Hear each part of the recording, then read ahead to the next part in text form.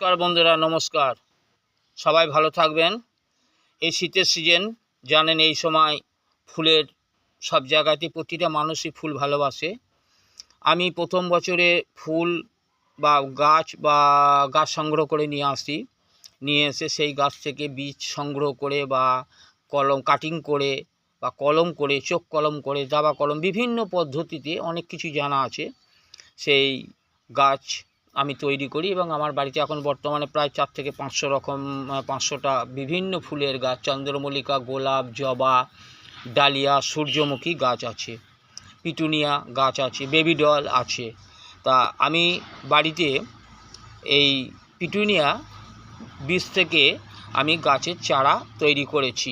প্রথমে দেখুন, এই চারা কিন্তু ফেলতে হয় কোনো একটি জায়গায়। সেই জায়গা থেকে গাছ যখন বেরোবে, ছোট ছোট হবে, তখন তাকে তুলে এই দেখুন এরকম ছোট ছোট পটে, এই দেখুন এইভাবে ছোট ছোট পটে দেখতে পাচ্ছেন আশা করি। এই দেখুন এরকম ছোট ছোট পটে, সামান্য নিচের দিকে বালি এবং তারপর শুধু মাটি, আর কিচ্ছু নয়, অল্প মাটি দিয়ে এইভাবে তাকে বসিয়ে দিতে হবে। এটা হচ্ছে দ্বিতীয় স্তর। অর্থাৎ প্রথমবারে বীজ ফেলবেন, সে মাটিতেই হোক বা কোনো পাত্রেতেই হোক।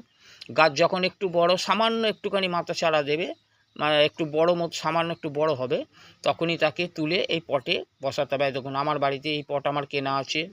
তারপরে চিকচিকির যে পট, সে পট আমি বাড়িতে নিজেই তৈরি করি, সেসব দেখিয়েছি আপনাদের। এরকম পটে একে বসাতে হবে। এইবার বসিয়ে এইভাবে দেখুন আমি যেভাবে রেখেছি দেখতে পাচ্ছেন, এইভাবে একে রেখে দিতে হবে বালির উপর মোটামুটি 7 দিন।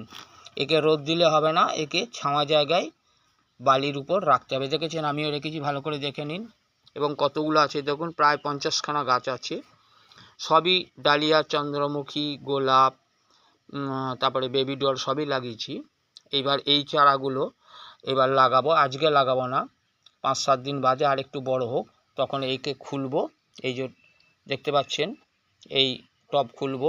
আর এখানে দেখুন কতগুলো 15-16খানা ছিল আপনার বেবি ডলের চারা ছিল, সেগুলোকে টবে বসিয়ে দিয়েছি। আর এই যে গাছ পিটুনিয়া, এই যে গাছ, এইগুলো যে বসাবো, এইগুলোকে কিন্তু বসাবার জন্যে এখন থেকেই আপনাকে মোটামুটি 7 দিন আগে থেকেই মাটি রেডি করে রাখতে হবে। মাটি যদি ভালো করে তৈরি করে রাখতে না পারেন, তাহলে কিন্তু গাছ ভালো হবে না। দেখুন আমি টব তৈরি করে রেখেছি বসাবো বলে, দেখতে পাচ্ছেন। এই দেখুন সব মাটি দিয়ে, এবার কিভাবে মাটি তৈরি করি, কিভাবে আপনার বসাই, কিভাবে কি করি, সবই আপনাদের দেখিয়েছি বা বলেছি। দেখতে পাচ্ছেন। যাই হোক, ভালো করে দেখে নিন। এখন আপনারা যদি মনে করেন এই পিটুনিয়া বা চন্দ্রমল্লিকা বা গোলাপ বা বেবি ডল, এই সূর্যমুখী, এই শীতের ফুল বা জিনিয়া গাঁদা বা থোকো গাঁদা নেবো, তাহলে আপনারা আমার কাছে আসতে পারেন, আমার বাড়িতে আসতে পারেন। আমি আপনাদের উপহার হিসেবে তুলে দেবো, আমাকে কোনো দাম দিতে হবে না, উপহার হিসেবে আপনাদের হাতে তুলে দেবো। যাই হোক, আপনারা সবাই ভালো থাকবেন এই কামনা করি। জয় মা, জয় মা, জয় মা।